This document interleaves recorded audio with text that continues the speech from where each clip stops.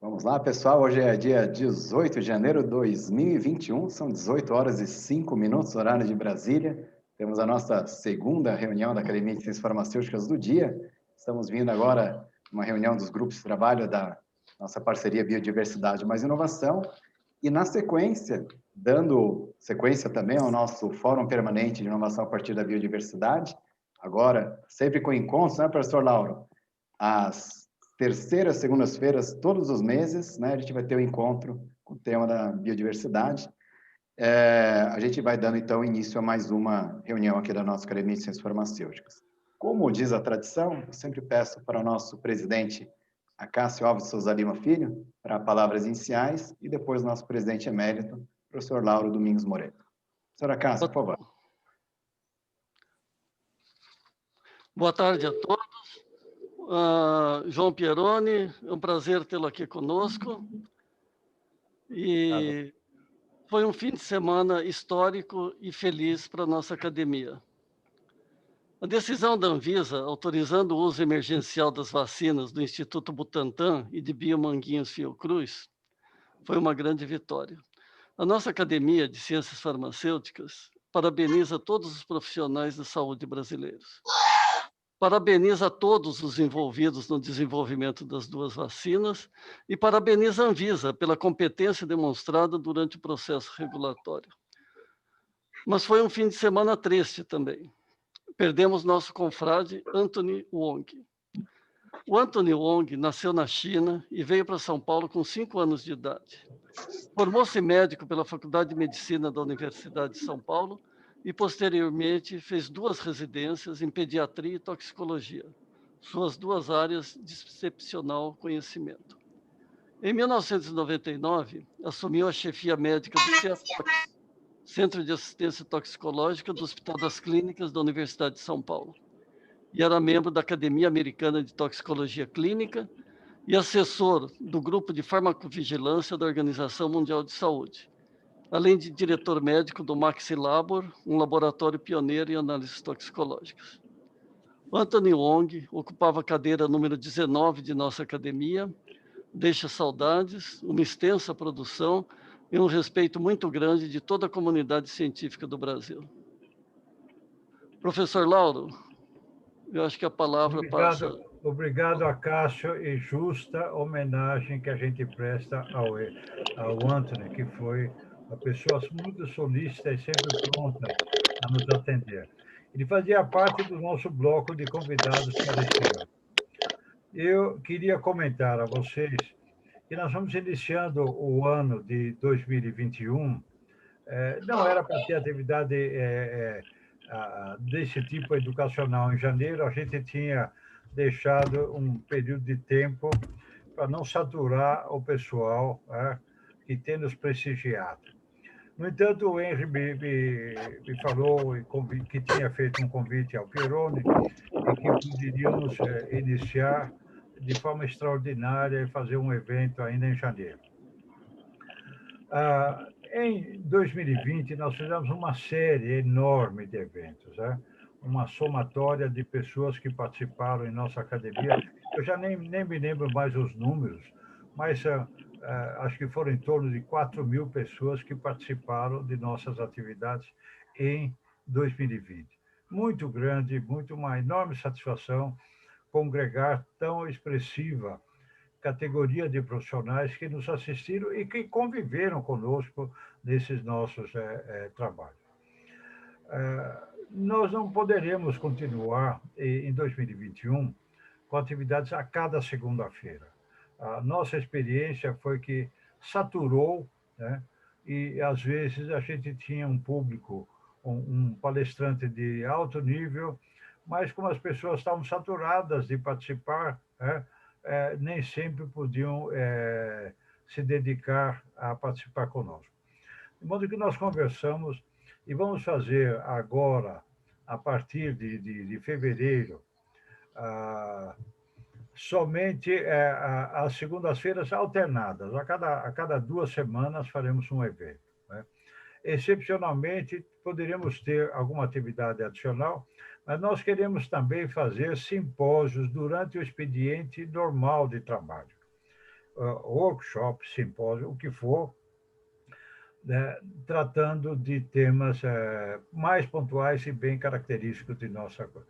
De modo que era uma informação ainda a vocês e ainda teremos para discutir em nossas reuniões o nosso planejamento estratégico que a gente está seguindo adiante e a gente espera utilizar as semanas intercaladas para implementar e debater os nossos assuntos, ou seja, que são típicos da nossa academia, sem envolver convidados, como hoje nós temos um grande número de pessoas que nos prestigiam. De modo que era essa palavra inicial, dar as boas-vindas a todos, desejar um ano muito próspero, muito efetivo, na expectativa de que a nossa vacina venha compensar e possibilitar que a gente volte às atividades normais daqui para diante. Muito obrigado a todos. Então, o Henry hoje, ele é também, além de abrir a sessão, ele é o moderador, porque ele que convidou João Peroni. Só para todo mundo ter conhecimento, como castigo de quem convida um palestrante, ele fica como moderador. De modo que o Henry convidou, ele é o moderador hoje, então ele apresenta o moderador, apresenta o palestrante, apresenta o que nós vamos debater, o programa, e depois também coordena a sessão de perguntas e respostas, tá bom? Henry, por favor, dê continuidade. Muito obrigado, professor Lauro. E até aproveito, né, essas palavras para convidar as pessoas a conhecerem mais sobre a nossa academia, porque é uma academia que a pena é você ter a honra de poder apresentar aos nossos colegas, né? Então, realmente, é um momento diferenciado que a gente tem aqui, mas eu vou fazer, então, a apresentação do João Paulo Peroni e também dos nossos debatedores âncora. Bom, hoje nós temos o nosso workshop, que tem como tema ações do BNDES no segmento farmacêutico e perspectivas da biodiversidade brasileira como fonte da inovação farmacêutica. Na verdade, é um tema que nós temos, um tema duplo aqui hoje. Como nosso convidado palestrante, nós temos o João Paulo Peroni, que é economista formado pela Unesp, mestre em economia pela PUC de São Paulo e MBA executivo pela COPEAD UFRJ. É funcionário de carreira do BNDES desde 2008 e atualmente é responsável pelo departamento que coordena o apoio do banco à saúde, gerenciando uma carteira de 11 bilhões de reais. Também é autor de diversas publicações voltadas para o desenvolvimento da indústria farmacêutica, biotecnologia e inovação no Brasil. E como nossos debatedores âncora, nós temos aqui a Cristina Disley-Hopke, que é diretora de inovação do Grupo Centroflora, da Fitobios, e também quem atua de forma muito presente na Bifino, onde é diretora de biodiversidade.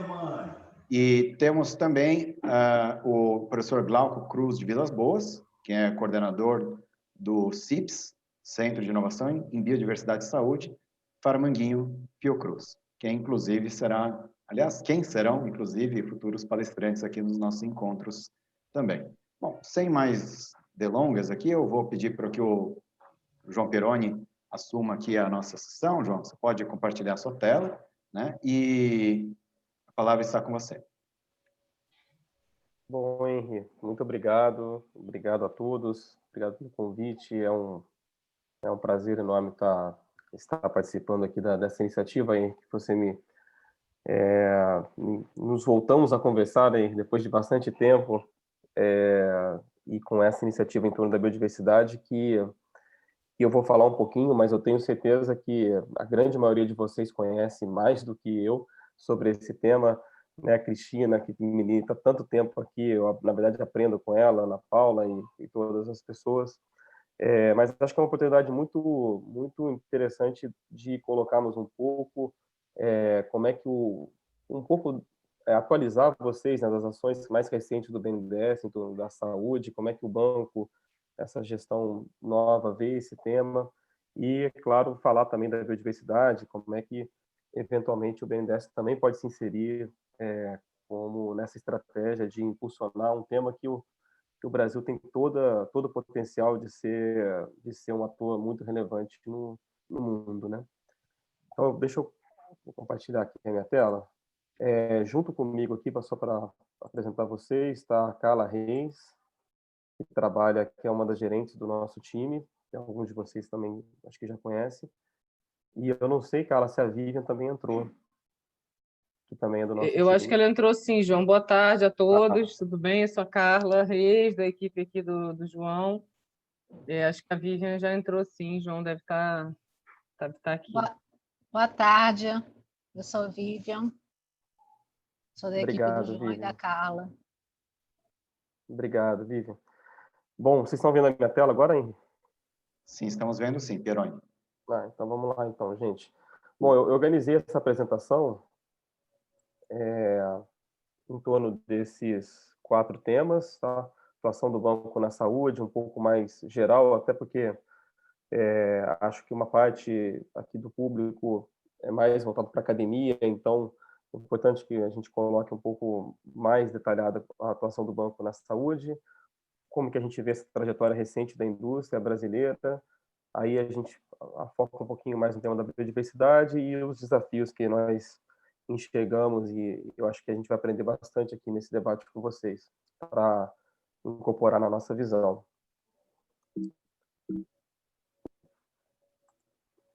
Bom, eu queria começar com esse slide, gente, acho que é um tema importante de como que o BNDES olha a saúde. Isso já tem algum tempo, mas o banco incorporou um conceito, acho que boa parte de vocês conhece, de complexo industrial e econômico da saúde, né? O CEIS, o CIS, ou qualquer nomenclatura parecida, que é usar a saúde como desenvolvimento econômico, né? Não apenas como, e obviamente como uma necessidade básica, humana básica, né?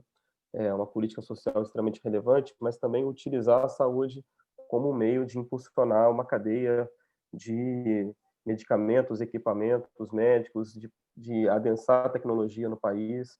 Então, o fato da nossa atuação, do nosso departamento reunir um conjunto de temas da saúde, que eu vou mostrar logo a seguir para vocês, serviços e indústria, ele tem por trás exatamente essa premissa, né, de que a gente consegue ser mais efetivo, ser mais assertivo nas nossas ações, se entendemos a saúde com esse viés, né? Bom, o banco, então, trabalha com um departamento dedicado ao setor farmacêutico desde 2004, né? Então, algumas pessoas aqui que ajudaram, inclusive, na reflexão do departamento, Dante, por exemplo, é uma pessoa que a gente conversa e discute, né, Dante? Acho que mais discute, né? Há bastante tempo, mas que acompanhou toda a trajetória do banco desde 2004. E, mais recentemente, isso já tem alguns 5 anos, o banco incorporou, além da cadeia farmacêutica, toda a agenda de serviços de saúde, e aí trazendo, né, esse conceito do complexo industrial de serviços dentro de uma mesma caixinha, dentro de uma mesma equipe, que nos permite ter uma visão bem abrangente, eu diria, da saúde, né? Não apenas da indústria farmacêutica, mas de toda a saúde. Então, aqui esse é o público que a gente atende, né? Tanto projetos de estados e municípios de saúde pública mesmo, projetos de hospitais filantrópicos, hospitais privados, operadoras, e aí sim toda a cadeia farmacêutica e os produtores de equipamentos médicos e hospitalares. Esse é o nosso público. Aqui um pouco da carteira, estoque, né? Mas só para mostrar para vocês uma dimensão aqui de valores. Então, a gente tem cerca de 190 projetos, quase 200 projetos hoje em carteira, apoiados pelo banco de forma direta, né? Sem um agente financeiro, repassando recursos do BNDES de forma direta, e projetos que variam, né? Tem uma variedade enorme aqui, como eu comentei com vocês, desde desde projetos de setor público, PPPs em saúde, até toda a indústria, projetos de inovação, projetos de desenvolvimento tecnológico que são mais próximos aqui do nosso tema. Aqui são apenas alguns exemplos de projetos apoiados pelo banco na área da saúde. Então, a gente tem aqui PPPs de hospitais, construção, operação de hospitais, investimentos em infraestrutura, toda a parte da indústria, né?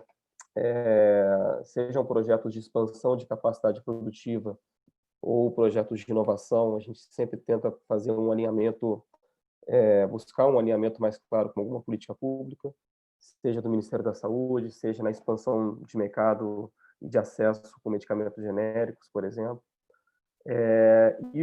E além de crédito mesmo, né, de financiamento, que é pelo qual o BNDES é o mais conhecido, o banco também tem um conjunto, não é desprezível, de recursos não reembolsáveis, de grants, para serem aplicados em projetos de saúde. No nosso caso específico, a gente trabalha bastante com projetos de desenvolvimento de medicamentos e vacinas, então não por acaso que o Butantan e Fiocruz são instituições que o banco atua, né, e apoia já há bastante tempo com diversos projetos, mas há outros diversos projetos que envolvem universidades e empresas. E aqui é um ponto sempre importante, o BNDES busca se diferenciar, né, dentro do arcabouço de ciência e tecnologia brasileiro, do CNPq, da CAPES, trazendo sempre a figura da empresa, né? É uma empresa que possa validar aquele interesse comercial e que a gente possa ter mais chances de que aquele produto, aquele medicamento, enfim, ele tenha mais chances de chegar ao mercado, né? A exceção aqui, obviamente, são os institutos como a Butantan e a Fiocruz que têm produção própria e podem fazer o produto chegar ao mercado nas suas próprias instituições. Vou falar um pouquinho mais de detalhes aqui daqui a pouquinho. Bom, e aqui são algumas, eu vou passar isso muito rápido, não diz respeito aqui à nossa discussão, mas para vocês terem ideia quais as prioridades que o banco busca na saúde, então esse olhar mais abrangente, então tudo que envolve modelos de atenção à saúde voltados para a prevenção, para a atenção primária, para novos modelos de pagamento dentro do setor de saúde, e eu acho também que é um diagnóstico conhecido que a saúde, da forma como ela é constituída, com os incentivos que ela tem hoje, ela não é sustentável no Brasil e no mundo.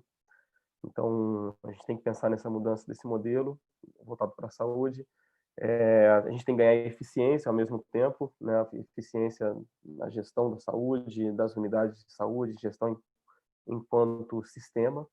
E na indústria, a gente tem uma agenda que continua muito forte, voltada para a inovação, para a biotecnologia, eu vou falar um pouquinho mais sobre isso, e para o alinhamento, né, do nosso apoio ser correlato às necessidades de saúde do país.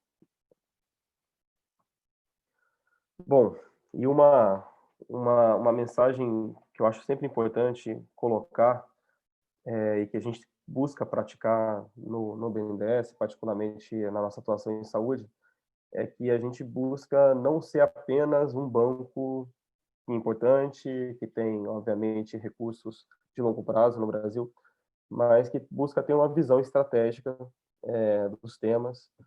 E o BNDES talvez seja um ator dentro, né, do governo brasileiro, privilegiado por ser um ator, a gente se considera relativamente neutro, né? No sentido que a gente tem uma interface muito boa e positiva com as empresas, com o setor produtivo, com o setor privado. Ao mesmo tempo, a gente consegue conversar e ter entrada e participar de fóruns e comitês no setor público. Então, o banco pode ser esse ator que articula políticas públicas e busca efetivamente ter ações que promovam o desenvolvimento, né? Sempre nessa busca do setor privado com o setor público. Então, A gente brinca que a assinatura do cheque ela é uma consequência, né? Em muitos casos não, obviamente, é apenas uma análise de um financiamento, mas a gente já construiu, acho que alguns exemplos muito positivos que o financiamento do banco foi resultado de políticas públicas bem articuladas. Bom, esse é um slide antigo já, mas acho importante trazer aqui para a nossa discussão, que mostra como que o apoio do banco à indústria, e aí agora, né, já afunilando um pouquinho mais, né, a indústria farmacêutica, ele foi evoluindo ao longo do tempo. Então, como eu comentei com vocês, a nossa atuação começou em 2004, com um programa específico que tinha condições. O que significa ter um programa no BNDES, né? Que ele tinha condições específicas mais adequadas às características daquele setor ou daquela atividade. Então, o Profarma, que foi um programa que existiu até 2016, ele foi mudando o seu foco, os seus objetivos, à medida que a indústria também evoluía, né, nos anos 2000 e nos anos 2010. Então, no início, a gente tinha a ênfase, a gente estava falando em 2004, 2005, a Anvisa criada ali nos anos 2000, lei de genéricos, então a gente tinha um esforço muito grande de adequar a boas práticas de fabricação às plantas industriais, promover a expansão de genéricos mesmo naquele momento. E aí a gente vai evoluindo, e a indústria vai evoluindo, na verdade, o BNDES vai alterando o seu foco para ir além dos genéricos, então buscando inovação incremental, que é uma agenda que a indústria, obviamente, busca até hoje, é possível, e é necessária, é importante, extremamente importante. E, mais recentemente, a gente teve a ênfase em biotecnologia, aí sim, muito vinculada, né, às políticas públicas, às PDPs, que passam por um momento bastante complexo, mas que efetivamente geraram resultados em termos de projetos muito importantes. A gente tem aqui, inclusive, na reunião, projetos que foram oriundos desse retorno da biotecnologia como prioridade no país, e o banco fez parte, né, desse processo. Então, trazer esse slide para mostrar que a gente busca se adaptar àquilo que é a premissa, né, das empresas, a prioridade daquele momento, como é que o banco pode ajudar a impulsionar, na verdade, aquela prioridade, né? Então a gente pode considerar, e aí sob um ponto de vista, obviamente, que a indústria farmacêutica no Brasil, isso ela teve uma década de ouro, talvez esses últimos 20 anos, eu acho que dê para considerar, seja possível considerar como um período dourado aqui da indústria farmacêutica, e aí o recorte, né? Indústria farmacêutica de capital nacional, indústria farmacêutica brasileira, porque foi o período em que as empresas efetivamente cresceram em termos de participação de mercado, se estruturaram, se profissionalizaram. Hoje tem plantas produtivas equivalentes a qualquer planta produtiva dos países desenvolvidos, aprovados pelas diferentes agências regulatórias, e que houve uma evolução, claro que ainda que menor, também qualitativa no esforço de inovação, no esforço de pesquisa dessas empresas. Aqui a gente traz o dado da Fintech, que está até mais antigo, mas você observa um descolamento, né, da indústria farmacêutica da indústria de transformação brasileira. Se antes a gente tinha uma pesquisa de desenvolvimento que era similar entre a indústria farmacêutica, que é esse gráfico da direita, né, e a média da indústria de transformação no Brasil, você acaba tendo um descolamento maior, e quando a gente circunscreve as empresas brasileiras, esse salto também é um pouco maior.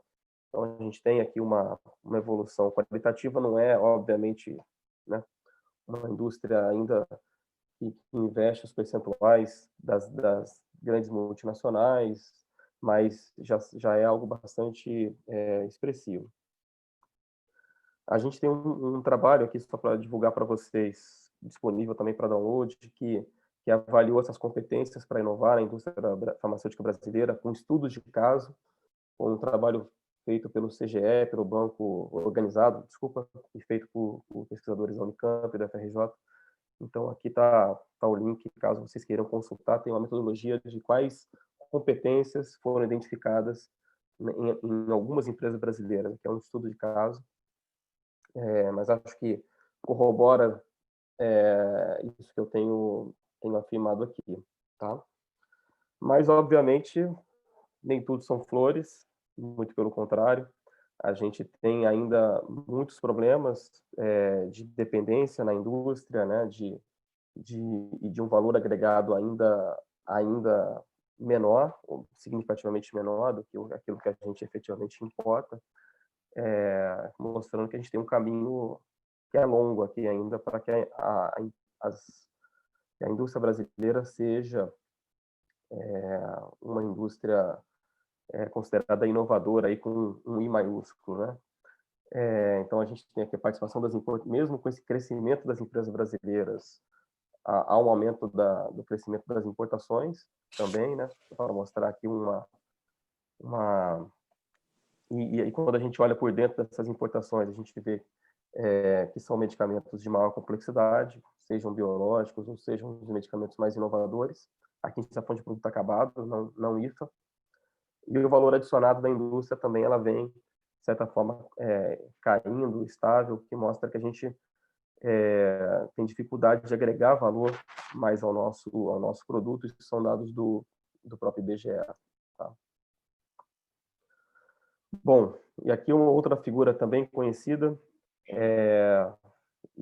mas que mostra o que eu comentei, né, como foi o apoio do banco, como é que a gente enxerga essa trajetória da indústria, passando, então, do período de aprendizado, atualmente, de boas práticas de fabricação superado, que a gente precisa apenas manter, aprimorar, o desafio realmente de inovação, seja ela incremental, seja inovação radical, e ali uma outra trajetória, o desafio que parte das empresas brasileiras estão em torno da biotecnologia. Biotecnologia aqui vista com essa biotecnologia de DNA recombinante, voltada para anticorpos monoclonais, mas também a biotecnologia, se a gente, né, ampliar esse escopo, aquilo que é oriundo da biodiversidade e tudo que envolve, né, a nossa biotecnologia. Então, isso faz parte do que a gente gostaria que a indústria caminhasse, né? Então, por isso que eu acho que essa iniciativa aqui, que o Henry a gente vem conversando desde o início, né, de reunir esse conjunto de pessoas, academia, empresas. Fico feliz que, né, vejo o pessoal das empresas aqui também, que mostra esse interesse no tema junto com a academia, essa articulação que é tão complexa. Então, é aqui que a gente precisa realmente discutir como avançar nessa trajetória. Tá? Bom, e por fim, antes de entrar aqui na biodiversidade, a gente acredita que aqui a própria indústria precisa procurar o que a gente chama de saídas por cima, de saídas por diferenciação, né? A gente tem uma indústria, de novo, né, farmacêutica brasileira, que é muito calcada em genéricos e similares, que continua sendo extremamente forte, deve continuar sendo investido, mas cada vez mais a gente tem um número maior de concorrentes, um número menor de moléculas, grandes moléculas, blockbusters, que vão ter sua patente expirada. Então, é uma necessidade que a indústria se mova para a inovação. E aí a gente pontuou aqui quais são essas saídas, quais podem ser, na verdade, que não é exaustivo, essas saídas por cima, seja na inovação incremental, na biotecnologia aqui mais recombinante, né, mais moderna, inserção internacional, verticalização. Algumas empresas estão caminhando para verticalizar seus insumos mais críticos, e a biodiversidade certamente é uma dessas saídas por cima, e é o tema que eu vou tentar aprofundar agora, com o pedido de desculpas aqui, que provavelmente a gente tem um conhecimento que não é, não é o maior, né, em torno desse tema. A gente escreveu um trabalho em 2016, para que está disponível também para download para todos, e foi exatamente no momento do novo marco regulatório de acesso ao patrimônio genético, e ali a gente via, né, como uma oportunidade para dar um impulso a essa agenda, e ali a gente se aproximou mais desse tema, né? Então, vou falar um pouquinho, se tiver alguma incorreção aqui, vocês me falem, por favor. E Carla, por favor, também me corrija, tá? Bom, aqui eu não vou chover no molhado, né? Vocês conhecem muito bem o potencial do Brasil nessa área. Aqui é só para trazer alguns números, né? Do mundo e do Brasil. O Brasil é o país com o maior número de espécies diferentes catalogadas, o segundo maior número absoluto em espécies endêmicas, né? Ou seja, que só existem no Brasil. A gente tem ecossistemas que são também exclusivos do Brasil, né? Mata Atlântica, Caatinga, biomas de transição que geram todo essas sejam plantas, sejam animais distintos, né? Então, a gente tem um potencial gigantesco aqui para que o Brasil possa aproveitar melhor toda essa agenda de bioeconomia. Nós também temos na história, né? Aqui a gente só traz 2 exemplos de como que a biodiversidade, né? A inspiração, pelo menos em moléculas naturais, foi relevante para 2 produtos extremamente importantes aqui, né? A aspirina e o Taxol. E a gente aqui, isso é um ponto importante, né? Quando eu mesmo falo de biodiversidade para pessoas de fora, as pessoas pensam muito em fitoterápicos, né? Naquele produto mais simples ou com menos ação do fármaco, mas isso também, obviamente, é uma vertente importante. Mas aqui a gente está falando de fitomedicamentos mesmo, de produtos inspirados na natureza, né? Que depois possam ser sintetizados, mas que usar a natureza, a biodiversidade, como fonte de inspiração mesmo do desenvolvimento de medicamentos. E aqui alguns exemplos brasileiros também, né? O Cheflan, super conhecido, a colagenase da Cristália, um exemplo também importante. E aqui a gente tem um projeto talvez menos conhecido de vocês, que o banco apoia, que é o desenvolvimento de um medicamento, uma substância anticâncer a partir da saliva do carrapato. É um projeto que está em fase 1, junto com o Butantan e com a União Química, tá? Mas são exemplos, né, desse potencial que a gente pode aproveitar cada vez mais. Esse é um número que eu considero bastante importante, talvez o mais relevante daquele nosso trabalho, que para mim, pelo menos, foi uma surpresa, que foi um trabalho feito com as novas moléculas químicas, né, registradas no FDA durante esse período, e a gente tem aqui um número enorme, sejam de produtos naturais, sejam de produtos sintéticos inspirados em produtos naturais, né? Então, 50% das novas moléculas tiveram alguma participação de produtos da biodiversidade. Esse realmente é um número que impressiona. São dados até 2010 ainda, mas que mostra novamente, né, o potencial do uso que a gente pode aproveitar. Bom, o novo marco legal aqui da Lei de Acesso ao Patrimônio Genético, acho que vários de vocês também participaram, se foram extremamente ativos aqui na construção desse marco. Me lembro bem da Bifina, da própria Farma Brasil, né, que junto com a CNI se envolveram ali pelo lado da indústria e que conseguiram,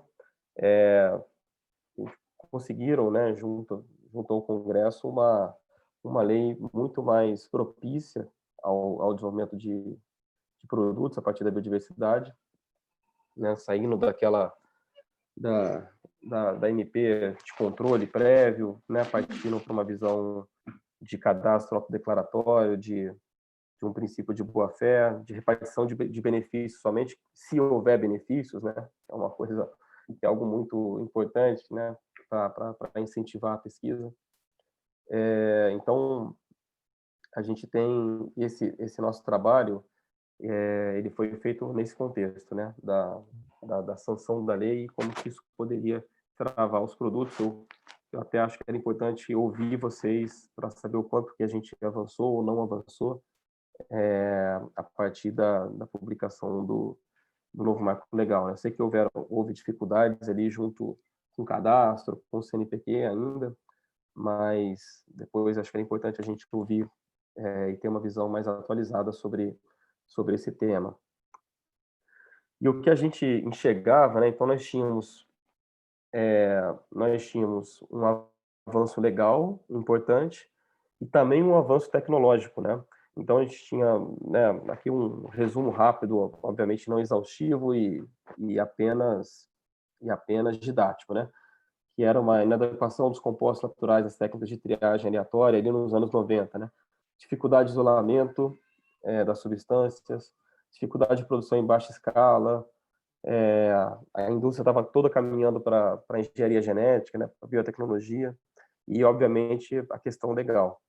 E a partir de 2010, a gente tem as técnicas novas de screening, a gente consegue ver o interesse da indústria retornando, né, para também produtos naturais, a gente tem um amadurecimento dos normativos, então isso gera um arcabouço, e aqui eu tentei sumarizar, um arcabouço que você tem, por um lado, uma evolução da indústria brasileira, que hoje sabe falar sobre inovação incremental, que sabe discutir com a academia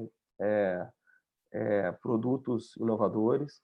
A gente tem a evolução do marco legal e, ao mesmo tempo, a gente tem uma revalorização da biodiversidade como fonte de inovação pelo conjunto de técnicas, né, seja do ponto de vista tecnológico, seja da própria necessidade de mercado mesmo, né? Então, acho que essas três vertentes, elas acabam gerando uma oportunidade ímpar aqui para a gente tentar aproveitar essa oportunidade. Só um minutinho, gente. Acende a luz aqui. Bom, e aí como converter esse potencial da biodiversidade em inovação? Eu acho que talvez seja seja o grande tema, né? É a grande pergunta aqui, e acho que todos nós estamos aqui. Aqui a gente apontou alguns pontos, né? Que obviamente tem uma curva de aprendizado sobre essa nova legislação. A gente tem que ter um ecossistema de inovação mais capacidade para realizar a prospecção tecnológica a partir da biodiversidade. O velha dicotomia de pesquisa básica e pesquisa aplicada na indústria, né? Como aproximar. E falando especificamente aqui do BNDES, a gente tem que buscar financiamento adequado aos diferentes estágios de P&D, né? Então, o banco ele passou por um período, nos últimos 3 anos também, mais complexo, principalmente em termos de recursos não reembolsáveis, mas a gente agora tem uma visão mais positiva que a gente terá um conjunto maior de recursos para tomar mais risco efetivamente para poder apoiar produtos em desenvolvimento no Brasil, né? Com risco maior, produtos de fato novos.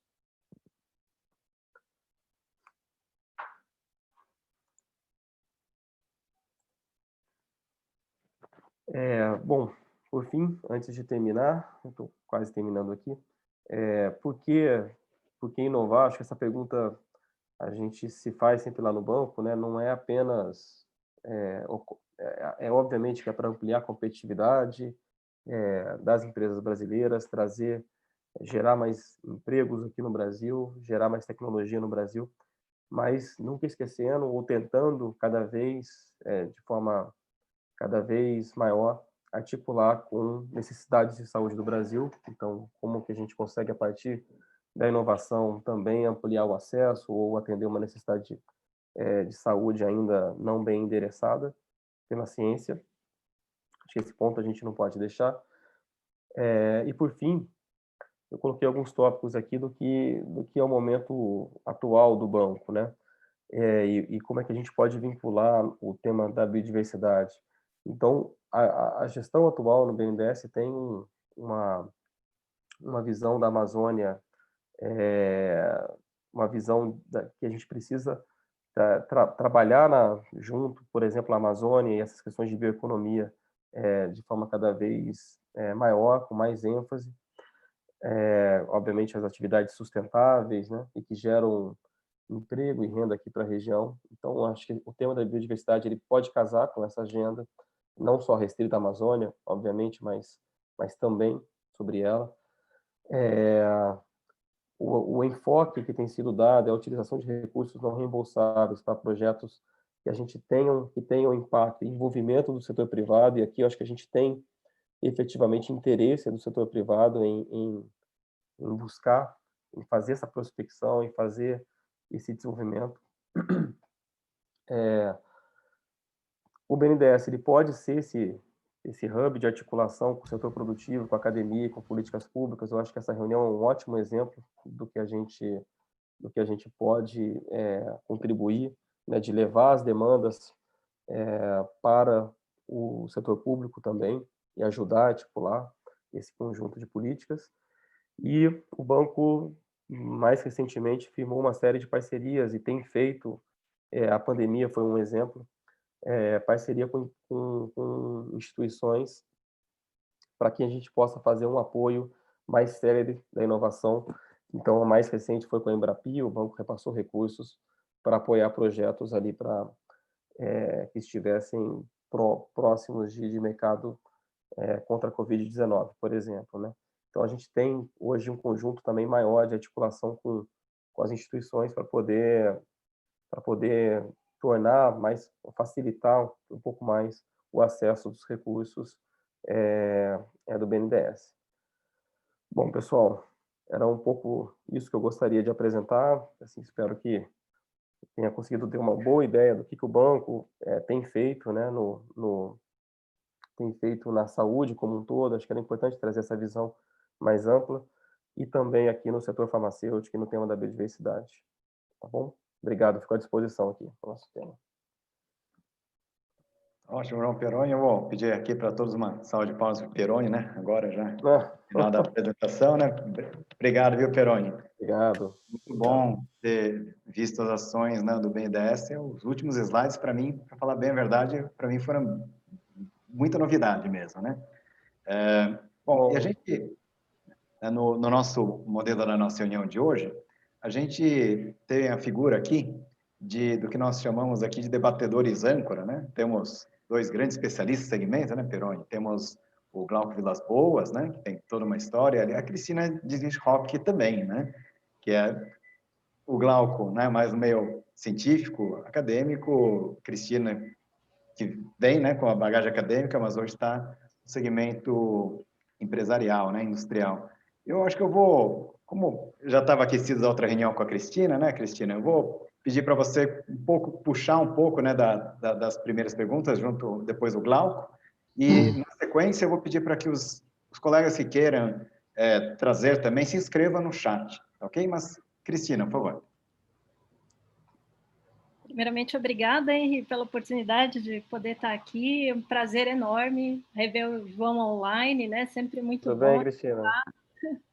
Vocês, a Carla, e aquele trabalho que você mencionou em 2016, eu vou até começar por ele, porque ele, para mim, pessoalmente, foi inspiração, né? Quando a gente vence aquele momento de falta de segurança jurídica a partir da legislação de acesso, né? E vocês puxam a biodiversidade que aparece sempre nas apresentações de vocês, sim, como uma oportunidade, ainda de o Brasil avançar. E aí eu vou fazer um paralelo com um momento muito diferenciado que a gente está vivendo agora, e eu tenho acompanhado isso aqui na Academia de Ciências Farmacêuticas do Brasil. Olha só, a gente está agora, esse horário, 100 pessoas aqui, de vários setores da academia, e a gente tem vivido isso nos últimos meses. Isso só aconteceu por conta da pandemia, né? Não é um grande congresso onde a gente está conseguindo se ver, se enxergar, conversar e mapear gargalos de uma maneira que antes não era possível. E isso tem sido muito saudável, até a questão academia, indústria, né? Quanto tempo nós estamos se encontrando, né, agora aqui nesses debates, e podendo interagir e se conhecer a fundo, né? Isso é uma oportunidade muito grande. A Covid volta o tema que vocês também mapearam no estudo que você acabou de apresentar, que é a enorme dependência estratégica do Brasil nesse setor. E aí tem aqui representantes da Bifi, na Biquif, acho que estava a Farma Brasil, a Lanac, que recentemente foram envolvidos, a partir do Ministério da Defesa, numa discussão sobre essa dependência estratégica, que foi parar no Ministério da Ciência, Tecnologia e Inovação, né? Vocês acompanham esse movimento também, e onde, de novo, a biodiversidade volta como uma oportunidade, porque a gente, como você bem apresentou, a indústria farmacêutica do produto acabado se fortaleceu, cresceu, mas o ingrediente farmacêutico ativo não conseguiu acompanhar devido a uma série de razões. E aí você tem biodiversidade de um lado, estamos sentados em cima, um país que tem uma base tecnológica forte, né? E um conhecimento de muito tempo, que agora a gente tem a oportunidade de se unir. E eu não sei se vocês têm acompanhado e sentido isso, a gente já tem um diagnóstico de quanto foi investido, quantas boas histórias brasileiras estão aí, por que quando a gente fala em medicamento fitoterápico, quase tudo que você compra na farmácia vem de fora, né? A gente ainda tem que recuperar a validação clínica, conhecimento agronômico, está tudo muito em pedaços, Brasil afora, mas muita gente trabalhou há muitos anos, e a tecnologia agora está conseguindo nisso tudo, né? E a gente tem visto aí também para sair um edital que estruture, que nos una e consiga nos enquadrar nas questões regulatórias que permitam não lançar os medicamentos aqui, mas também exportar. E no outro braço, né, a gente tem um grupo aí que discute a questão da química sintética também, a própria química de fluxo, né, o flow chemistry, como uma oportunidade de nos colocar de novo, né, competitivos em algumas moléculas, como você bem colocou, no alto valor agregado em nichos. Né? Então, mais que uma pergunta, é mais jogar aqui no debate. O Glauco vai falar depois de mim também, ele teve uma proximidade aí com o MDR. Quantas pessoas ele também foi capaz de unir aí durante a pandemia, histórias Brasil afora, de arranjos produtivos locais, né? Que faz jus a toda a história das redes fito e de mais pessoas que estão aqui conosco também. Então, eu estou sentindo uma oportunidade que, através da tecnologia, a gente está conseguindo ligar essas pontas, né?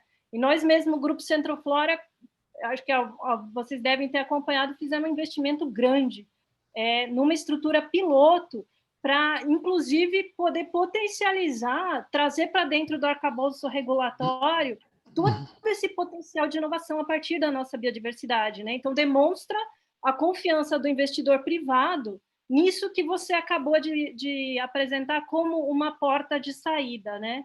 E então eu estou vendo isso muito positivo, todas essas pessoas aqui, tanto conhecimento crítico agregado nesse grupo agora.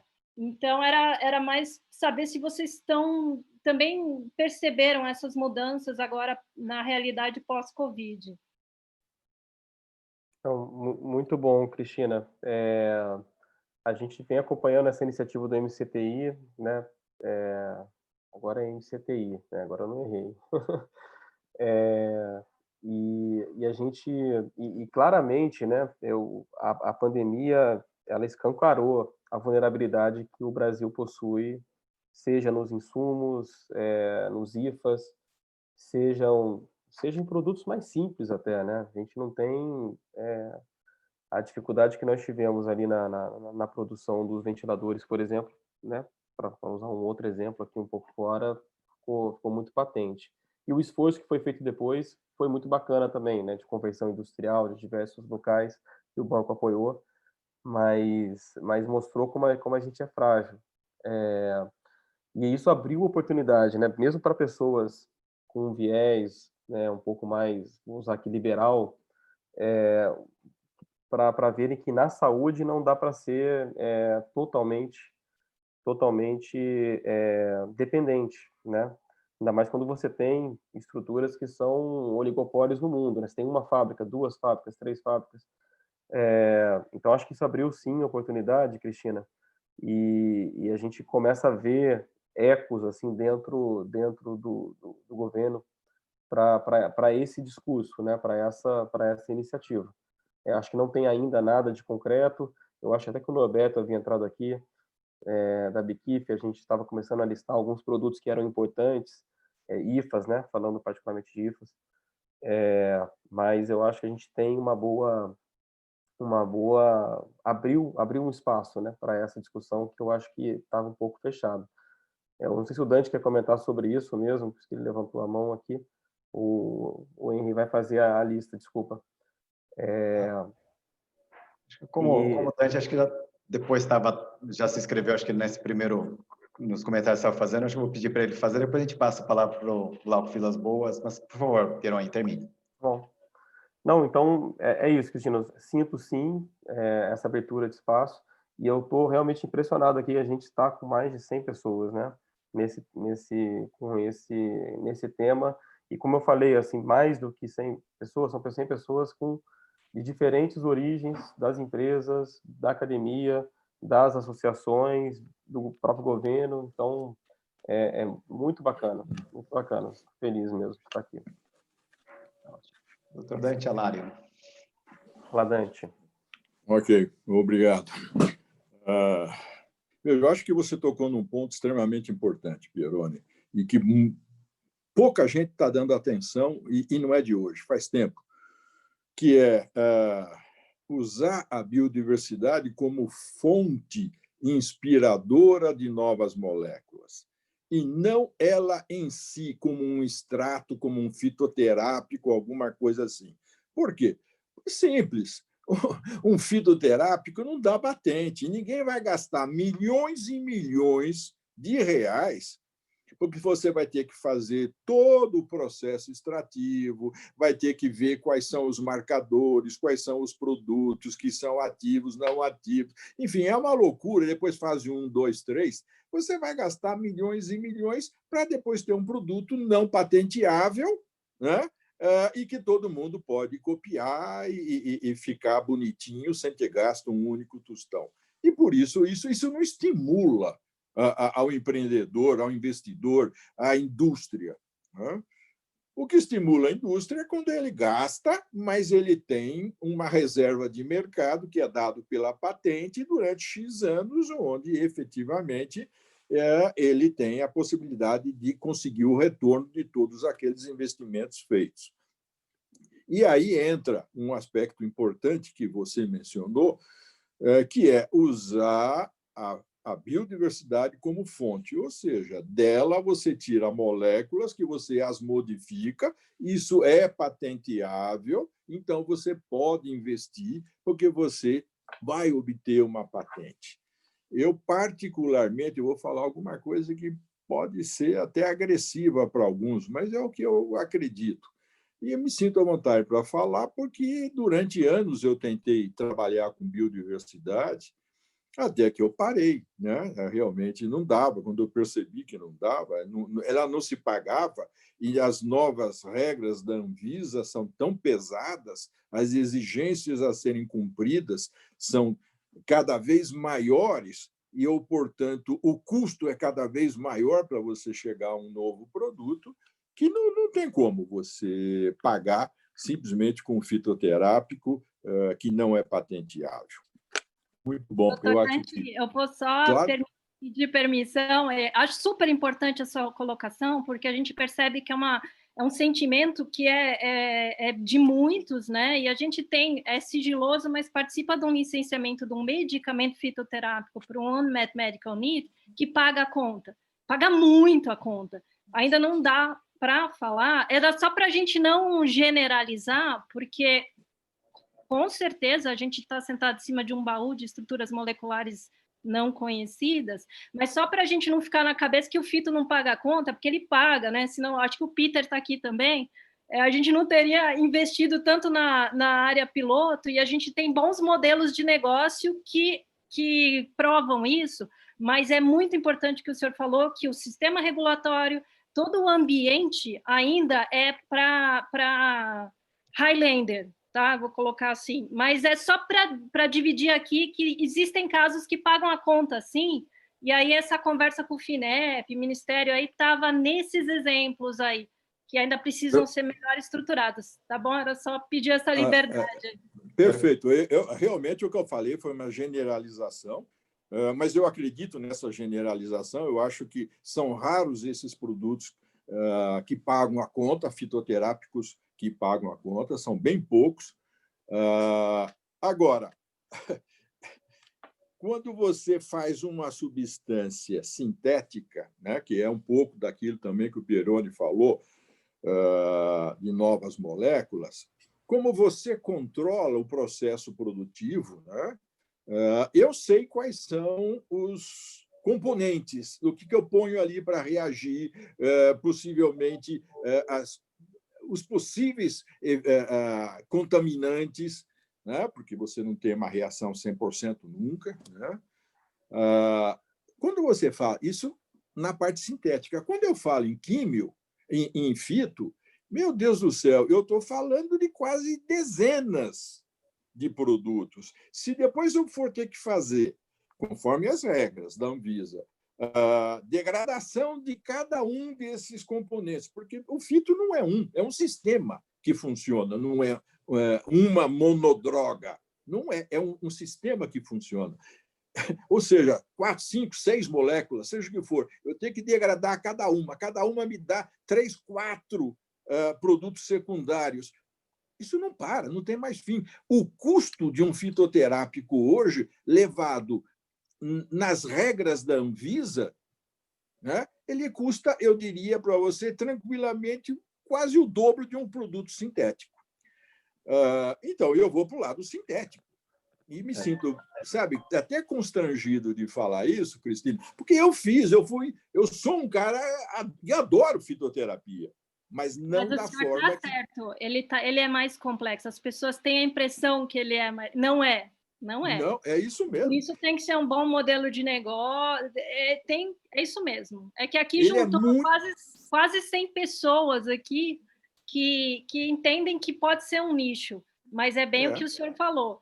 É complexo. É mais complexo. É extremamente. E mais custoso, né? Esse que é um dos problemas maiores, extremamente custoso. Mais custoso, volto a dizer, mais custoso que produtos de síntese, moléculas novas de síntese.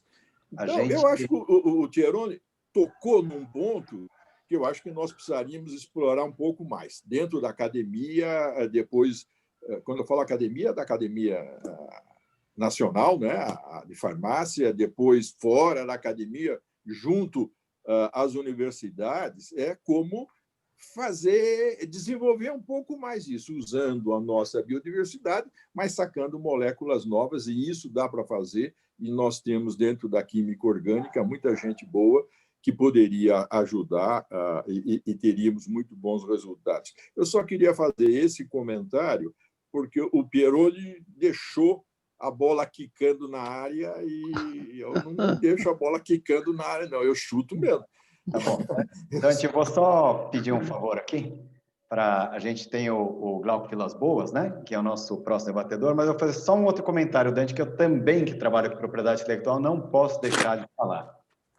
Patente em molécula pequena, aquelas sintéticas, né? Quando dá ali o seu 20º ano, não tiver parágrafo mínimo com o artigo 40, coisa do gênero, mas não vou nem entrar nesse caso agora, expira, né? E aí você vai ter com competição genérica.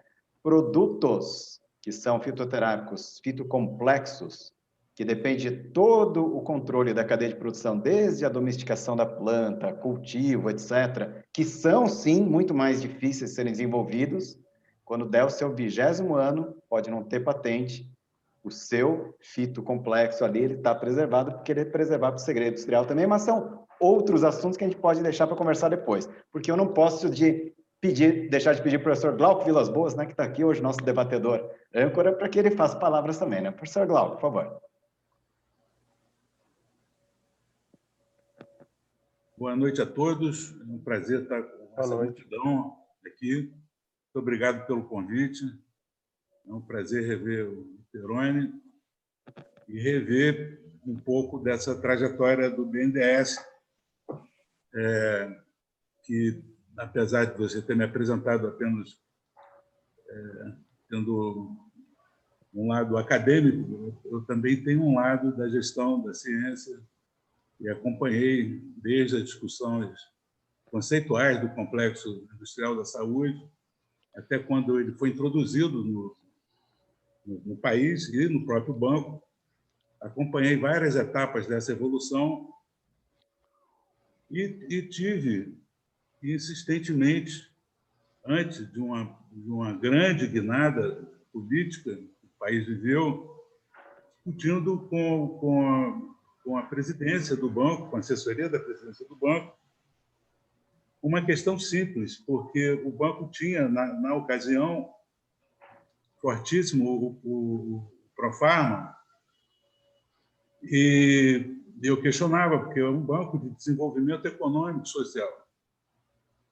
Então, quer dizer, como é que você promove o desenvolvimento econômico e social de um setor se você está focado num tipo de fomento fechado? Essa foi um debate intenso e desesperado antes de uma mudança muito grande. Então, agora, vendo a palestra brilhante do Peroni, ele recoloca essa questão de uma outra forma, né? O que ele pergunta é se a gente continua sendo dependente, se o investimento das empresas nacionais vem caindo, se a gente precisa abrir uma porta para ter uma saída, se essa porta não seria com a biodiversidade. Sim, seria certamente, porque mesmo se você considerar de uma outra lógica, não há nada que conteste a seguinte máxima: quanto maior o conhecimento da biodiversidade, maior é o potencial da biotecnologia. Ou alguém tem alguma dúvida sobre isso? Quer dizer, a biotecnologia mesmo, tratando de técnicas sofisticadas, elas vão trabalhar a partir de fungos, a partir de algum ponto de partida. Pois então, o que está faltando o Brasil constituir, apesar dos avanços do marco legal e etc. e tal, de fato, se ter um programa de inovação da biodiversidade, um sistema costurado, assumido. Quer dizer, isso precisa ter um ambiente macropolítico favorável. Ou precisa ter a união de todos nós aqui e mais centenas de pessoas discutindo e apontando o que é o desejo da sociedade brasileira para que isso aconteça. Eu acho que é isso que a gente está vivendo hoje. Alguns atribuem isso à pandemia, sem dúvida. Eu acho que a pandemia, apesar de todo o sofrimento, nos aproximou e nos deu uma responsabilidade social enorme de poder estar conversando amplamente essas questões.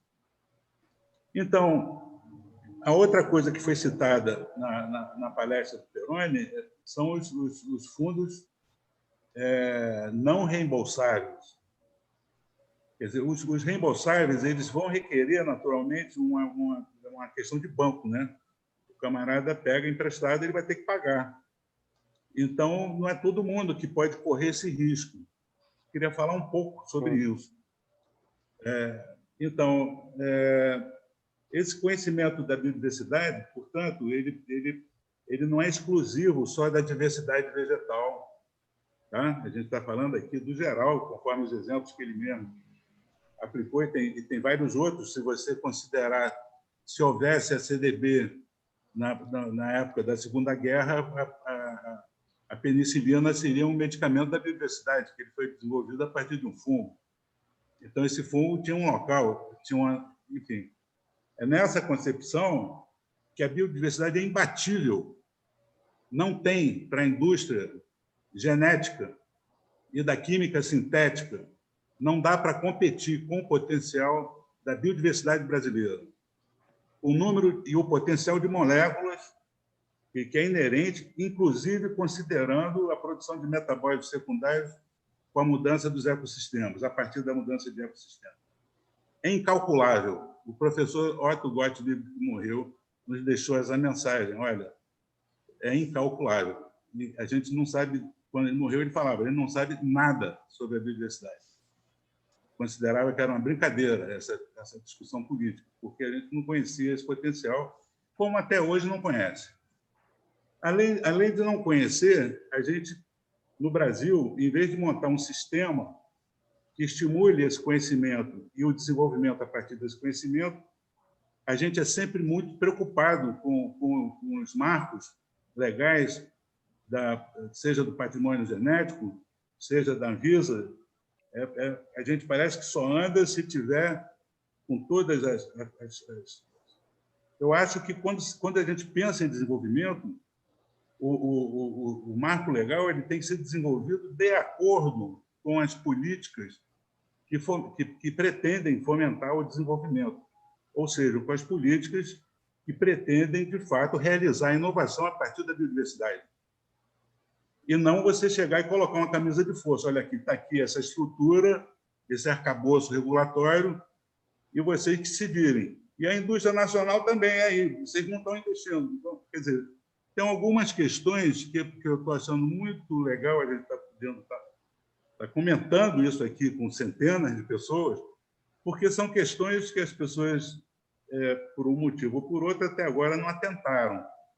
Para a gente conseguir realizar esse potencial, é necessário a gente pensar isso como não só como uma saída honrosa, eu acho que isso colocaria o país na vanguarda latino-americana e mundial da produção de novas entidades, colocaria o país na vanguarda de uma série de questões, mas isso também não acontece da noite para o dia. É a construção que a gente está fazendo aqui e que a palestra do Peroni mostra a posição do banco. O banco estaria atento para esse movimento, esperando subsídios e que saiam dessa conversa.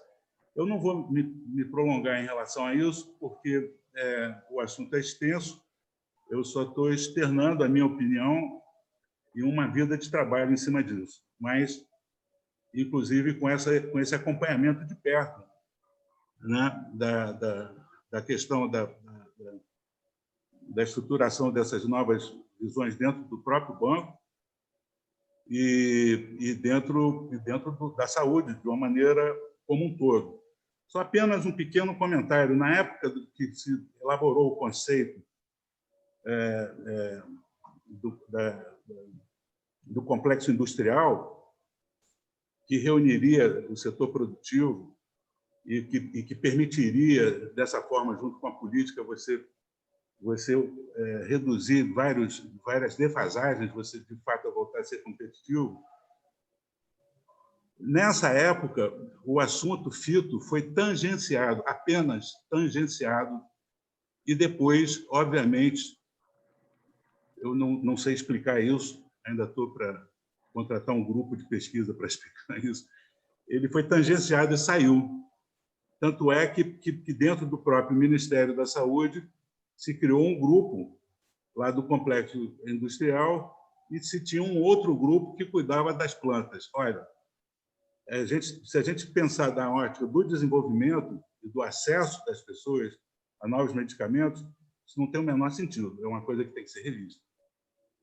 Tá? Então, eu acho que a gente tem que ampliar a própria noção do complexo industrial para trabalhar com a biodiversidade como norte. Isso é uma questão que eu discuti com os autores, os teóricos, e discuti na prática também algumas medidas,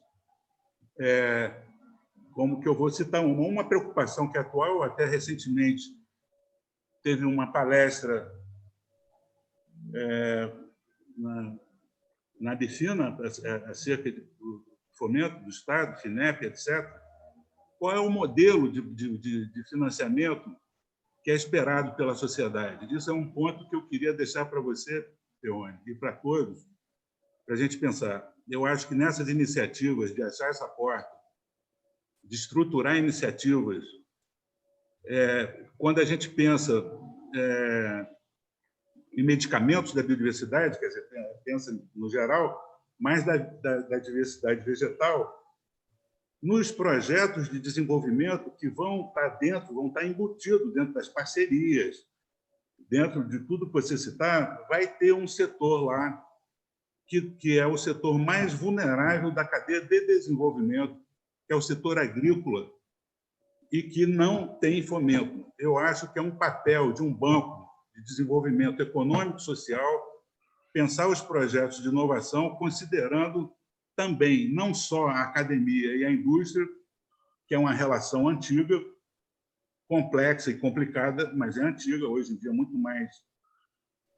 funcionando muito melhor do que há 20 anos atrás, evidentemente, mas que nesse capítulo é deixado de lado você pensar um projeto de um novo produto e o financiamento para todo o ciclo do desenvolvimento. Isso é um desafio e era isso que a gente discutia, não sei já há quantos anos atrás, antes de haver uma mudança brutal e violenta na direção do BNDES. Perfeito. Então, era essa a minha contribuição, tá? Obrigado, Glauco. Na verdade, o professor Glauco estará conosco aqui, né, daqui a um mês, para uma conversa mais particular, né, Glauco? Você vai ter até mais tempo para poder explorar todas essas dimensões. Mas na sequência, a gente tem aqui alguns colegas que se inscreveram, eu vou fazer comentários. Mas eu queria pedir para o Pieroni, aproveitar que vários colegas fizeram comentários, né, Pieroni? Acho que para você até reforçar alguns dos pontos que você falou sobre o BNDES, as ações, que eu acho que seria um bom momento, né, Pieroni? Por favor. Não, com certeza, Henry. Bom, sobre o ponto que o Dante colocou, eu só queria reforçar, Dante, que pelo menos tudo que eu sou economista, né? Minha equipe também é economistas aqui, né? Nós não somos farmacêuticos ou técnicos, e não temos um conhecimento técnico tão grande quanto vocês. Mas o que a gente lê de literatura em relação à biodiversidade, ela sempre aborda os dois temas, né? O fitoterápico em si, o produto natural, e aí com a ênfase maior agora como fonte de inovação de produtos que podem ser sintéticos, mas que se inspiraram na biodiversidade. E aí o avanço tecnológico com o haploid screening, com tudo isso permite que você acelere, né, esse movimento. Então, é só para reforçar a nossa visão, até mesmo naquele momento, lá em 2016, já era olhar esses dois aspectos, né, e não apenas o produto natural em si, que tem essas particularidades importantes que o Henry colocou também, né? Tem um segredo industrial ali que não é trivial, né, de ser reproduzido também. Bom, em relação ao que o Glauco colocou, eu acho, Glauco, que a biodiversidade, ela ficou, né, naquele momento que a gente tinha uma política industrial mais clara no setor de saúde, a biodiversidade não foi contemplada, né? Ela ficou um pouco alheia ao que se discutia, aí seja porque era muito focado em necessidades do SUS, e aí você olha produtos cada vez ou sintéticos ou voltados à biotecnologia e engenharia genética, obviamente tinha naquele momento também o empecilho, né, a dificuldade da MP, né, de acesso, que dificultava e não levava as empresas a investirem. Por isso que a partir de 2016 que a gente, com a mudança normativa, que a gente começa a ficar mais atento a esse tema, e acho que essa reunião aqui é novamente a gente refrescar para a gente mesmo, né, esse tema que é tão relevante e que pode ser tão relevante, né? A gente precisa organizar, e aí acho que agora, pelo menos no BNDES, tá, essa agenda de bioeconomia, ela é cada vez mais presente. E ela vai exatamente no ponto que você tocou, né? Não é apenas o desenvolvimento por si, mas eu tenho que olhar a cadeia e o desenvolvimento local que eu vou gerar, né? Então, o nosso apoio, se ele vier, ele tem que ser estruturado para esse conjunto de atores, né? Isso, sem dúvida, vai ser um ponto que vai ser levado em consideração, porque o grande desafio é justamente promover o desenvolvimento local, principalmente se for em lugares com maior carência de recursos, né? Como geralmente, ou muitas vezes também é a origem aí das plantas, dos animais. Então a gente está pensando, se for um apoio, o apoio ele terá que ser contemplar toda a cadeia. Tá? Perfeito, obrigado, Peroni. Vou fazer só um comentário aqui, alguns comentários, né? Tem questões que foram trazidas pelo professor Gesil, falando de onde estaria ali os pontos, né, de intersecção com a academia, por exemplo. Tem comentários do Luiz Marques falando sobre as questões, né, das exigências regulatórias, talvez altas demais. Há controvérsia nesse ponto, estamos vindos de uma reunião de tarde, né, os grupos de trabalho, inclusive, do aspecto regulatório, falando como que o regulatório mais alto pode ser uma alavanca, né, um propulsor do desenvolvimento, e como ele também, dependendo de como for tratado, ele pode ser tratado como um rolo compressor, né, como o Dante está aí também, como a gente já viu acontecendo com a própria indústria, né, Dante? Quando vem aquelas mudanças regulatórias e a indústria simplesmente não está preparada. E aí realmente vem como uma bomba para o setor, principalmente para quem produz aqui tecnologia, né, aqui no Brasil. Então, só estou fazendo esses comentários porque essas questões, acho que mais do que a gente trazer para nessa nossa reunião de discussão, só lembrar que nós temos um projeto da Academia de Ciência e Inovação chamado Parceria Biodiversidade mais Inovação, 5 grupos de trabalho, estão começando agora, e a gente deixa um convite para que todos venham participar. Né? Tem algumas questões até específicas sobre, né, uma colega doutoranda que desenvolveu um produto, e eu acho que se a Cristina Hoff dá uma batida de olhos, vai falar grande parte do problema não está em mostrar que é eficiente, está em fazer o desenvolvimento desde a origem, né, de acordo com aquilo que são, né, as boas práticas, né, tanto de produção, regulatórias, etc., que é outro tema que a gente tem tratado lá nos grupos de trabalho da parceria da biodiversidade também. A professora Isanete Biuski, ela faz um convite para o Congresso Internacional Online de Fitoterapia, deixou aqui até o link, e a gente vai procurar também divulgar. A Academia de Ciências Farmacêuticas é um dos apoiadores, ao lado de outras organizações também, né, do Congresso Interfito. Tá? Então, fica aqui a nota para a professora Isanete Biuski também. E aí, algumas questões, né, falando mais uma vez aqui do produto mais específico, mas a professora Cláudia Doá Pessoa, quem é vice-presidente da FESB, ela também pediu para se inscrever, né? Então, Cláudia, se você estiver por aí também, eu vou pedir para que você abra o seu microfone, por favor.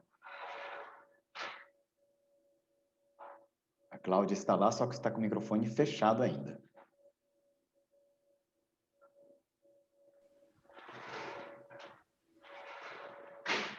Ok. Boa noite a todos, né? Quero parabenizar pelo evento, né? É uma satisfação estar nesse grupo e poder assistir a palestra do João, né, Pieroni. E, assim, que ele, de forma sucinta, ele consegue mostrar a valorização e os gargalos. E eu queria me ater aos gargalos que você citou, que foram identificados lá em 1999 e que eu acho que foi 2010, alguns foram sanados, assim você colocou. Então, assim, o nosso grupo, ele trabalha há anos com essa parte de bioprospecção. E o nosso grupo foi, assim, um dos pioneiros nessa época aí de 2000 em implementar a bioprospecção utilizando o screen por HTS, né? Onde você coloca que isso realmente era um gargalo naquela época e, posteriormente, vários grupos do Brasil estabeleceram isso. E que, em 2010, você considera sanado. Mas aí eu trago uma questão, assim, do meu ponto de vista, de não considerar isso ainda sanado, né? Pelo fato de que eu tive a oportunidade, o ano passado, de visitar a Austrália, a Universidade da Austrália, a ANU. E lá eles têm um grande programa de descoberta de Drug Discovery, que, assim, o Brasil poderia realmente implementar isso, porque nós não conseguimos sair da descoberta, né? E o que é que lá acontece? Lá tem toda essa parte, como o professor Glauco falou, da questão do agronegócio, ou seja, desde a parte básica, né, da botânica e da identificação e caracterização, mas de forma rastreada, muito bem estabelecida. É um grande programa de bioprospecção. E não é o HTS, é o HCS, é realmente um programa baseado em alvos moleculares. Que isso aqui no Brasil ainda não chegou. Nem um modelo de um grupo realmente fortalecido, que eu saiba. realmente fortalecido, que tenha um banco de moléculas da biodiversidade brasileira, com rastreabilidade, com marcadores, etc. E aí, quando o professor Dr. Glauco fala que esse é um gargalo, e de fato é, há anos eu venho conversando com a Embrapa. E a Embrapa, por exemplo, aqui do Ceará, ela tem toda uma infraestrutura já pronta para isso rodar na questão de estabelecer um modelo como esse. E, realmente, quando se fala em desenvolver produtos na área farmacêutica advindo da biodiversidade, a gente esquece do grande potencial na Embrapa, que eu acho que é importante, ela está inserida nesse contexto e de ser valorizada, porque isso ela tem muito bem estabelecido, e que poderia ser uma alavancada nesse processo que a gente está querendo estabelecer, de organizar essa cadeia de desenvolvimento de novos fármacos baseados na biodiversidade. Em 1999, você também considerou como gargalo a questão da síntese, né? E a síntese, de fato, ela continua sendo um grande gargalo. Eu, apesar dos meus 30 anos estudando com biodiversidade na área anticâncer, meu maior gargalo é a síntese, de poder avançar da fase da descoberta para o estudo do modelo animal, e muito menos ainda o clínico. Porque a síntese é caro no nosso país, poucos são os grupos, e aí o professor Eliese pode falar muito melhor do que eu, né, em relação a isso, que realmente se envolve nessa perspectiva de que uma droga que a gente inicialmente identificou, como o doutor Dante falou, que a gente poderia avançar na química medicinal, nos estudos de modelagem, etc., a gente não consegue. Porque, embora a gente tenha avançado, por exemplo, nos estudos em sílico, a gente novamente entra no gargalo na síntese. Então, a síntese ainda não foi sanada. E aí eu gostei muito quando você falou que, em 2010, um dos pontos que vocês consideraram, eu gostaria de saber se realmente isso está estabelecido dentro do BNDES, é o ecossistema da prospecção tecnológica. Porque, se isso realmente não tiver ainda estabelecido no nosso país, a gente pode se chamar como um observatório, um radar voltado para isso, nós também não vamos conseguir dar esse avanço. Porque eu também já passei por experiência de ter descoberto moléculas em potencial anticâncer e, tempos depois, ver os Estados Unidos ou a China terem desenvolvido a síntese, terem protegido a molécula e ter avançado nos estudos até na clínica. A gente já tem moléculas que previamente foram estudadas aqui no nosso país. Então, assim, eu queria poder escutar de você esses gargalos hoje, como é que eles estão sendo vistos e como é que eles estão sendo acompanhados, né, aí dentro. Obrigada. Bom, posso responder, Henrique? Bom, obrigado, Cláudia. Bom, eu coloquei ali alguns pontos, né, não que os gargalos estavam totalmente superados, mas que esses avanços, né, de tecnologias de screening, por exemplo, eles abriam novas perspectivas, né? Assim, abriam novas oportunidades. E, enfim, eu não tenho, né, um conhecimento tão amplo do tema da biodiversidade para te dizer especificamente os pontos, né, mais críticos, mas eu acho que a gente tem questões que são mais gerais do ambiente de inovação no segmento farmacêutico, que eu acho que afetam aqui também. Então, a gente tem, por mais que a gente tenha tido um avanço enorme, mas a gente tem ainda dificuldade da indústria prospectar ali produtos num estágio tão incipiente, né, ali de moléculas. A indústria sempre está olhando produtos que já têm alguma eficácia, alguma segurança, alguma eficácia, pelo menos em modelos animais. Então, a gente são poucas empresas que acabam entrando mais a fundo em pesquisas um pouco mais básicas, digamos assim.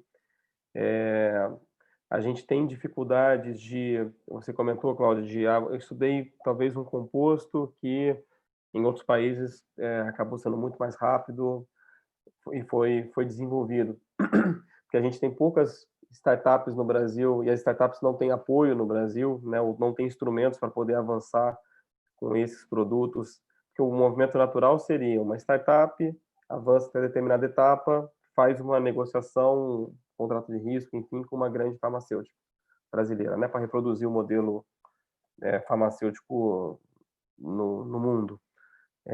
Então, essas peças ainda faltam, né?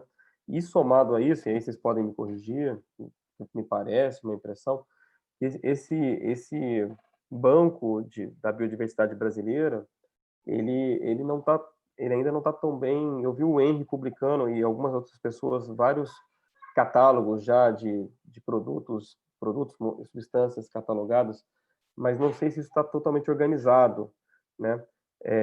Me parece que não, o que amplia um pouquinho esses temas aqui no caso da biodiversidade, mas eu acho que esse diagnóstico mais amplo das dificuldades de inovação na indústria farmacêutica, né, além da biodiversidade, ele tem o reflexo aqui também, e aí a gente acrescenta os temas que são específicos da biodiversidade, que acho que vocês vão poder falar melhor do que eu, né? Acho que o grande ponto eu acho que esse grupo aqui vai poder atualizar bem, fazer bem esse diagnóstico, esse mapeamento, e talvez a gente consiga agora retomar políticas olhando a maturidade das empresas, olhando que agora a gente tem essa evolução de certa forma das tecnologias, para ver se a gente a gente possa ser mais efetivo mesmo no apoio a esses produtos, né? E eu acho que o banco está aberto a fazer, obviamente, aquilo que se espera dele, que é fazer um funding adequado, fazer um financiamento adequado. Acho que há espaço para a gente pensar em iniciativas, inclusive com recursos não reembolsáveis, para a gente alavancar essa temática. E acho que a Embrapa, que você comentou, Cláudia, também é extremamente importante, né? Eu realmente não tive contato, mas acho que faz todo sentido trazê-la, né, para essa discussão, dado toda a experiência que a instituição tem. Perfeito, Peroni. Bom, acho que a gente está se aproximando aqui das nossas 19 horas e 31 minutos, né, que é o horário limite da nossa conversa. E já agradecendo, o Dante já se inscreveu, a gente vai ter mais algumas inscrições, tá, doutor Dante? Um minutinho só. A gente vai para as nossas inscrições finais, então, né? E lembrando que essa nossa conversa que a gente está tendo hoje com o Peroni, quem inclusive está nos acompanhando nos grupos de trabalho lá, né? Está quietinho lá, né, Peroni? Mas está acompanhando os grupos de trabalho lá na parceria Biodiversidade mais Inovação. Essa é a grande vantagem da nossa iniciativa, que não é uma conversa que é hoje e que para aqui. A gente tem um ponto de parada, temos novas ideias e vamos trabalhar isso nos nossos grupos, né? Constantemente ali. Né? Então, esse é o ponto. Eu vou só fazer, então, alguns comentários. O Dante está inscrito aqui, eu vou deixar, viu, Dante? Eu vou pedir que seja o último inscrito aqui para a gente poder fazer o fechamento, até em respeito ao horário das pessoas, né? Mesmo porque a gente pode continuar essas discussões depois. Aliás, né, tradicionalmente a gente termina nossas reuniões da academia, a gente até fica um tempinho a mais aqui, depois do término, vou chamar assim, oficial da nossa reunião, né? E, então, Dante, eu te passo a palavra, né? E depois, logo depois que o Dante fizer as palavras, o Peroni deve fazer os comentários também, os outros colegas, vou pedir para que todos também abram aqui as suas câmeras para a gente fazer um registro também de imagem, né? Do nosso encontro, porque isso faz parte também da nossa história aqui, do que a gente tem, né? Já que eu já fiz essa interrupção agora, vou pedir para que os colegas aqui presentes, se puderem abrir aí as suas imagens de vídeo, né, que fica mais fácil da gente depois fazer o nosso reporte aqui também, né, dos nossos participantes. Né? Tá ótimo, então. Um minuto só. Vamos lá.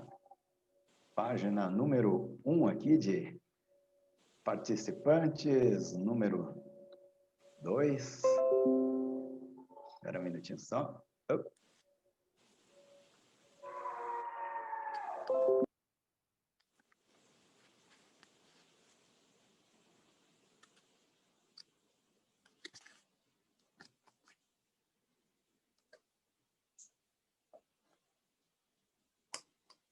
Doutor Dante Alário, eu vou pedir para que então você assuma aqui o microfone aqui e a gente possa dar sequência então ao nosso trabalho, por favor. É rápido, é uma pergunta para o Pieroni. Pieroni, veja, o professor Glauco tocou num ponto muito importante, que é o agro, né? E a minha pergunta fica, veja, hoje o agro é quem sustenta uma boa parte aí das exportações brasileiras, né? E eu imagino, né, que ele poderia ainda ser mais significativo se, em vez de exportar em bruto, como ele faz, ele industrializasse muitos de seus produtos e exportasse o produto industrializado, e não o produto, eu estou chamando de bruto aqui para facilitar. Por acaso, o BNDES, que sempre está atento a essas coisas, né, sempre foi essa uma das características do BNDES que eu conheci, do professor Lessa para cá, né, ele tem essa atenção em cima do agro, como não que o professor Glauco talvez não tenha falado isso, mas ele falou muito mais do incentivo que deveria ser dado à pesquisa do agro, mas eu estou perguntando o BNDES pensa em de alguma forma, ajudar a industrialização dos produtos agro aqui no Brasil? Dante, assim como a gente tem aqui um departamento voltado para a saúde, né, do qual hoje eu sou responsável, a gente tem um departamento também de agroindústria, né, que apoia toda essa cadeia. E sempre todos que trabalham no banco, nós somos instados a pensar em como agregar mais valor, no caso da indústria, melhorar aquele serviço público, quando a gente está falando com o setor público. Então, eles também têm agendas para fazer exatamente esse movimento. Como é que a gente consegue agregar valor às nossas exportações, né, de commodities, por exemplo. Eu não sei te dizer o detalhe, mas certamente tem. Agora, o agro tem poucas pessoas conhecem, né, mas o agro ele acaba tendo, por lei no Brasil, um subsídio, né? As linhas de financiamento do agro, elas são subsidiadas no Brasil por lei, por Congresso mesmo, do Tesouro. E aí tem um erro, eu estou falando para você olhando de fora, tá? Mas tem um erro ali que eu acho que é primário, porque o subsídio é para fazer o que você já faz. Então, o recurso que você tem ali, subsidiado, é para você aplicar aquilo que você já faz. Então, é um erro que está ali na origem, e já identificado, mas não tão simples de ser alterado. Mas há agenda, sim, também com recursos não reembolsáveis, parte deles é direcionado para isso, para a gente tentar impulsionar algo diferente, tá? Mas em termos de país, olhando de financiamento, né, que a gente conhece mais de perto, a gente tem esse problema ali na lei que autoriza esses subsídios do setor agro. Perfeito, então. João Pieroni, olha, então, mais uma vez, né, os agradecimentos aqui da Academia de Ciências Farmacêuticas do Brasil. A gente vai fazendo aqui o fechamento, praticamente, desse nosso primeiro bloco da reunião. Eu vou pedir para que, nosso presidente Cássio Alves Souza Lima faça o encerramento da reunião, depois o professor Lauro Moreto, e logo na sequência a gente para aqui a gravação, mas a gente pede para os colegas que puderem ficar um pouco mais também, né, para a gente poder seguir a nossa conversa. Doutora Cássio Alves Souza Lima, palavras finais. Obrigado, Henry. Obrigado, João Pieroni. Foi um prazer tê-lo aqui conosco. A conversa foi muito interessante. A nossa academia está sempre aberta a esse tipo de sessão.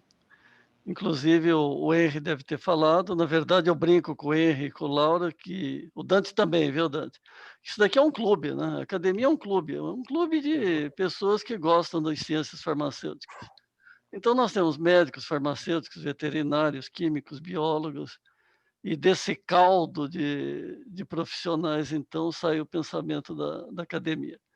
Eu agradeço a todos pela presença e a palavra acho que fica com o nosso professor emérito, Lauro Moreto.